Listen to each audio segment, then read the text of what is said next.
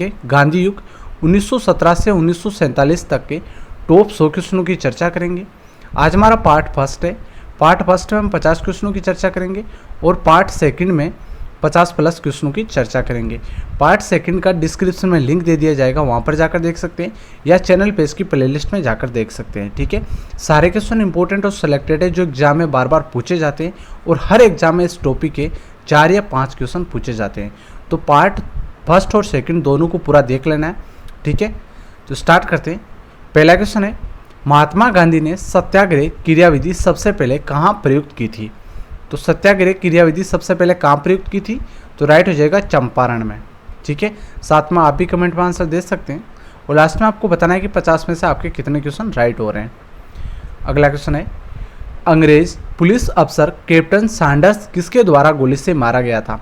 Captain Sanders को किसने गोली से मारा था?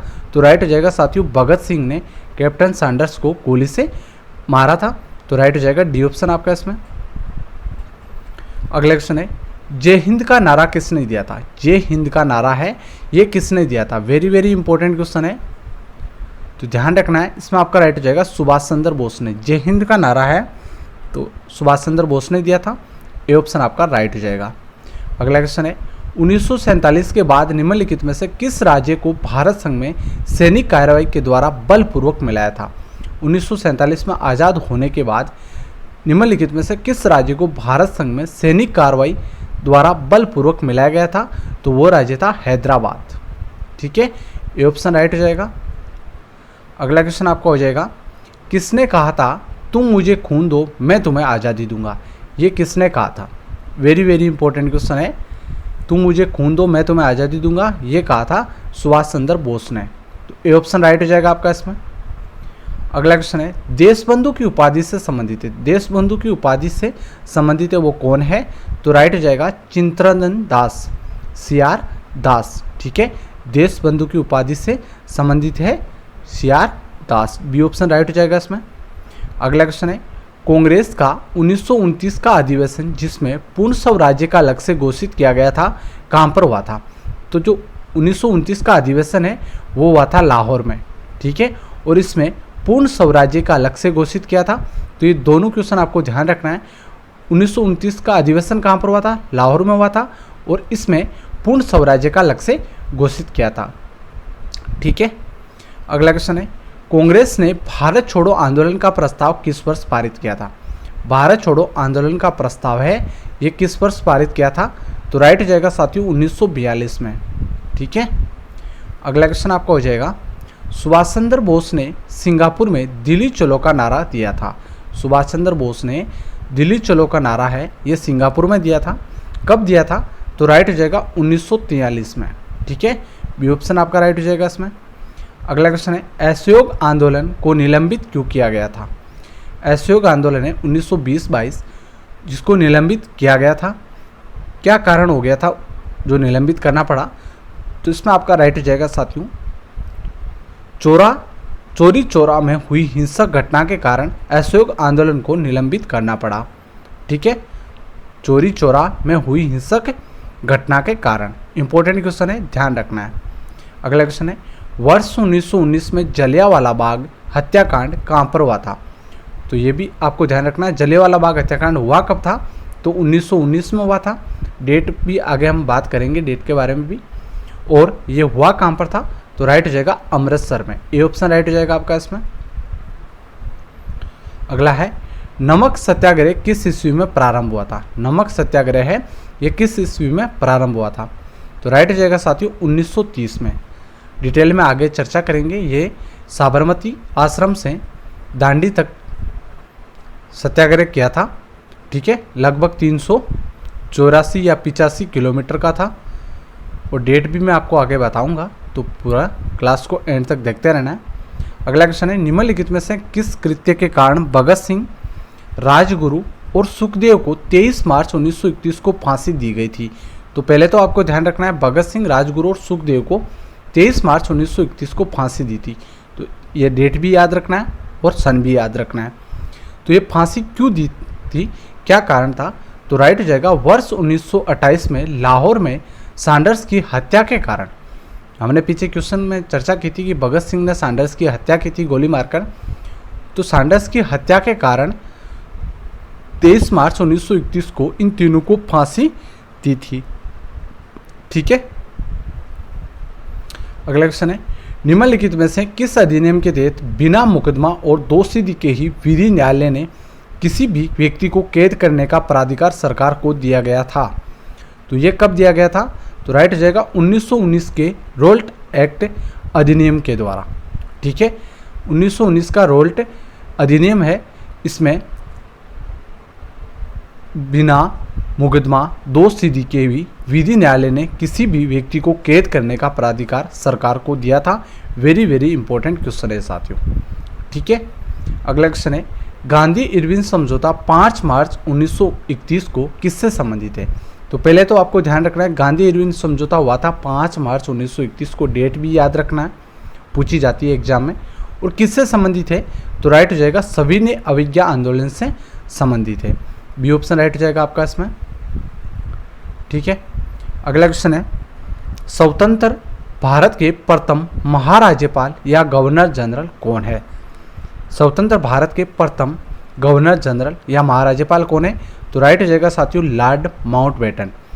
ठीक है, अगला क्वेश्चन है, किस अधिनियम में पहली बार भारत के लिए संघीय संरचना प्रस्तुत की गई थी? किस अधिनियम में पहली बार भारत के लिए संघीय संरचना प्रस्तुत की गई थी? तो राइट हो जाएगा 1935 का अधिनियम में पहली बार भारत के लिए संघीय संरचना प्रस्तुत की।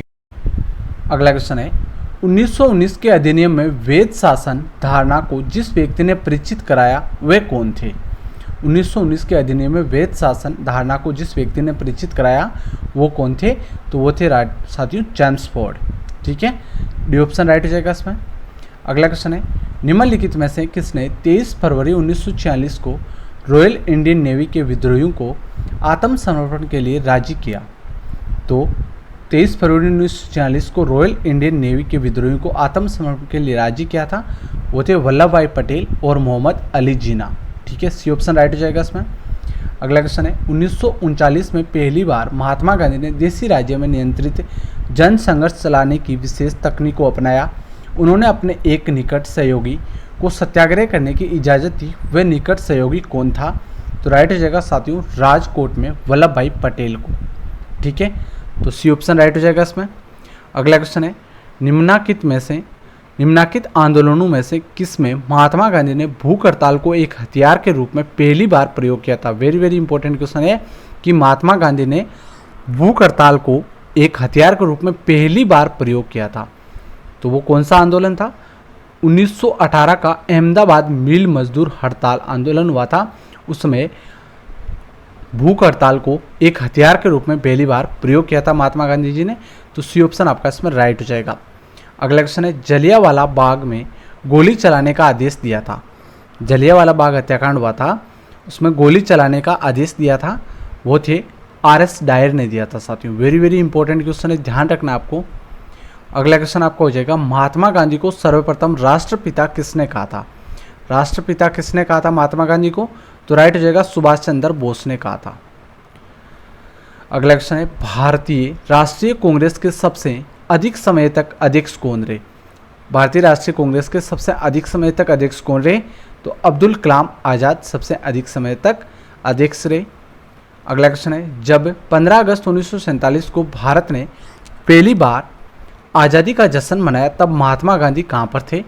तो राइट हो जाएगा साथियों कोलकाता में थे। कहाँ पर थे? कोलकाता में थे। अगला क्वेश्चन आपका हो जाएगा, भारत एवं पाकिस्तान का विभाजन किस योजना के तहत हुआ था? भारत और पाकिस्तान का विभाजन किस योजना के तहत हुआ था? तो माउंटबेटन योजना के तहत भारत और पाकिस्तान का विभाजन हुआ था। महात्मा गांधी की हत्या कब हुई थी? महात्मा गांधी की हत्या कब हुई थी? डेट भी ध्यान रखना है, 30 जनवरी 1948 को हुई थी। 30 जनवरी को महात्मा गांधी की पुण्यतिथि है। इस दिन वर्ष 1948 को नाथूराम गोडसे ने 3 गोलियां मारकर उनकी हत्या कर दी थी।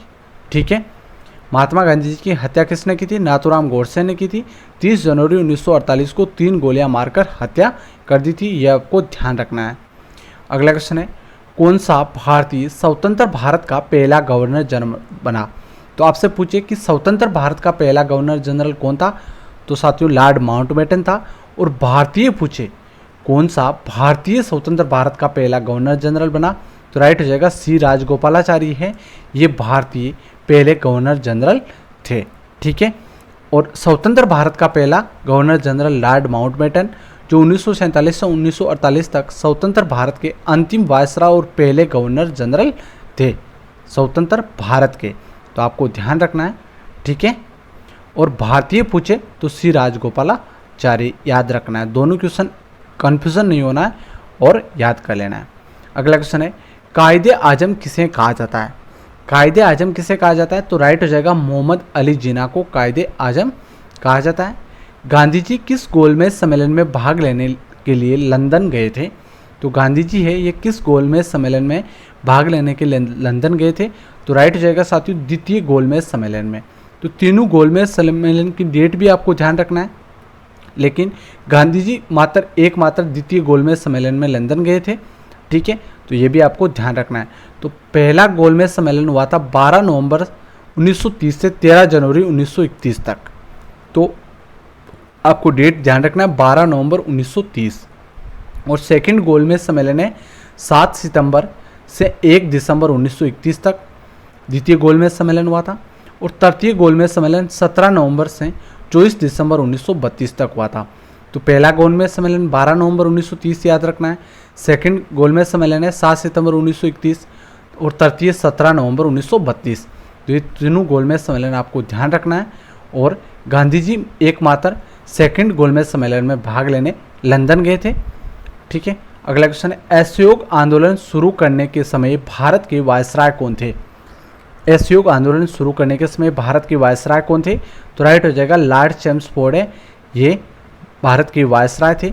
1 अगस्त 1920 को असहयोग आंदोलन प्रारंभ हुआ था। तो असहयोग आंदोलन प्रारंभ कब हुआ था, 1 अगस्त 1920 को।